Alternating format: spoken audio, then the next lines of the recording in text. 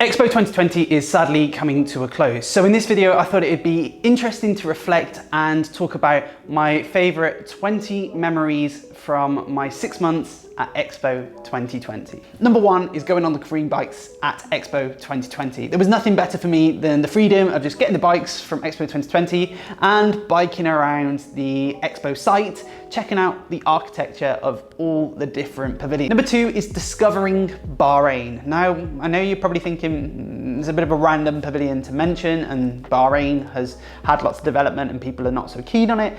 But for me, Bahrain was the first pavilion that made me go, wow. I really liked the inside. It was quite huge and hollow on the inside. They also had lots of information about pearl diving and things like that too. So for me, it was like, this is what Expo 2020 is, and it's also the first one that I got a stamp for too. Number three is going to the different events. They've had phenomenal people at Expo 2020, and people have had the opportunity to go and see them. They've had Coldplay, Jason Derulo, not that I've been to either of those, but they did have the Harlem Globetrotters come along, and it was a free event as long as you had tickets. Typically to go and see the Harlem Globetrotters, it's expensive, so to be able to go and just see them and enjoy that at the Expo 2020 site with a couple of snacks, it was brilliant. Memory number four is it's the little jam donuts in the cafe where the Costa is. Claire and I discovered that there's little jam donuts in the Costa area, and they're like 4 dirhams, and they tasted just like the jam donuts back in the UK. Happy little memory. As I said, not all of these are going to be grand ones, but that was a brilliant memory. Number five is the slide. The slide at the Luxembourg Pavilion was fun, to say the least. Yeah, the slide was fantastic and something that I really enjoyed. From there, the waterfall. The waterfall is, for many people, an absolute highlight. The waterfall is brilliant both at day, but particularly comes to life at night too, where they have a range of different shows. My family really enjoyed this one too, and it was brilliant to just sit and watch people enjoying the waterfall and to go and get my toes wet too. 7 is getting into Japan. Now, I wasn't particularly taken back by Japan. I know many people will think differently to that due to the wait that they have to go through to get into that pavilion in the first place, but thankfully I've been to visit Japan 2 times, once with my partner and another time to just go and discover it and create content and stuff like that, as I do. It was a real challenge to get into Japan to start off with. The first time I had to turn up really early in the morning and walk along, and then they closed that ability to go early in the morning. You had to do it through Smart Queue, which is the app at Expo 2020.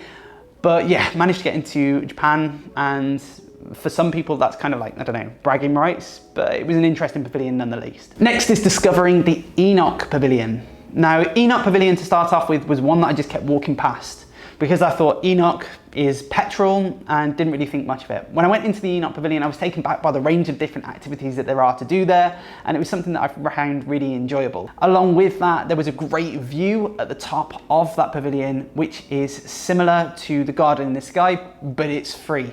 Number 9 is free stuff. I was one of the first to discover lots of different free coffee locations at Expo 2020. So every time I would go to Expo 2020, I would just go and get a free coffee from somewhere, whether it be DP World, Rwanda, the Faza Pavilion, some of the other different pavilions that are available there too, El Salvador, for example. Yeah, lots of free stuff, and also just going into some of the other pavilions such as Jordan to pick up some little bracelets and bits and pieces. Number 10 is sharing lots of Expo content. I've had the opportunity to share my experiences like this with millions, it's crazy saying that, millions of people from around the world through TikTok, Instagram and YouTube, and it's been a real pleasure to feature on some cool websites as a result of that. To start Expo off, I wandered around the site twice. Now, this was in the peak of October, so it was extremely hot. I was sweating lots, I had to bring a spare t-shirt, but I wandered around the whole of Expo once during the day, filming every single pavilion horizontally and landscape, and then I did the same on the same day at night, filming in portrait and horizontal to create a range of different videos that I shared on YouTube, and that then could be created and shared with lots of different people on TikTok and Instagram too. So that was really exciting. I did, however, unfortunately get blisters from walking around so long during those couple of days from all the heat and stuff like that. But I really enjoyed that experience of discovering things and being able to share it with you guys. Number 11, the EXPO Explorer train. That was really cool, just a quick one. It was nice to see lots of people enjoying the EXPO Explorer train as it transports people around the Expo site too. Number 12 is a Love in Dubai feature. As I've spoken about, I had a chance to be featured on a couple of really cool websites. The BIE was one of them, and that is the company that actually sets up expos around the world. So that was really exciting. And then Love in Dubai, a platform that I've been watching ever since I was interested in coming to Dubai, featured me on their platform too. So that was really exciting to be featured there. Number 13 was Talabat Kitchen. Now, I became extremely interested in what's called Sky Kitchens. Sky Kitchens are basically where you order from an app and then you pick it up at the same place because there's a range of different kitchens located in one place. It's kind of like a buffet all in one, but it's not a buffet. It's a Sky Kitchen, basically. And those places will become more and more popular in the years to come. But it was really interesting to experience that, just to go in and be like, do I want Chinese? Do I want Mexican? Do I want Indian? That was cool. Next is the Germany Pavilion. This was fantastic to go and experience with my family. I know it's something that they really enjoyed.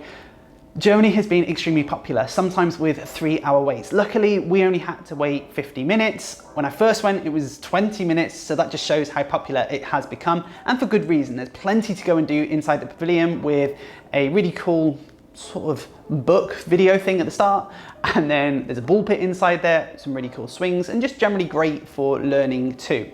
Next is the Brazil Pavilion. I know that this one's been a little bit controversial because that pavilion has had all sorts going on inside it. Sometimes they're set up like a huge frame for a band, and then the water lagoon that was available there wouldn't be available at that time. But I really enjoyed, especially during that October where I was wandering around twice, I really enjoyed being able to go and dip my feet in there to cool them off, even though that's probably where the blisters came from. Next is designing my own aircraft in the Emirates Pavillion. I found this really interesting to do with my partner. It was really cool to simulate the flight with that aircraft too. In fact, the Emirates Pavilion as a whole, I think probably to do with the exclusivity of that pavilion, was really interesting to go in and check out. You given a ball and you kind of interact with that ball in a range of different places.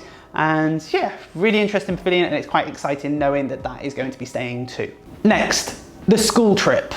Now, as part of Dubai's initiative for education, pretty much I think every school got a chance to go and check out Expo 2020. With my school, as a teacher, getting a chance to go there too. I was able to go with my class, and what was really cool, because I went to Expo so much beforehand, I had a really strong understanding of what Expo was like, and as a result was kind of able to guide to the different pavilions that I wanted the class to go and experience too. So I sort of steered them towards Hungary, which the children were absolutely buzzing about. And I always remember the show was going on, but the kids were just throwing the balls around in the final ball pit that you go in towards the end. The children absolutely loved it and was a particular highlight of their experience and school trip.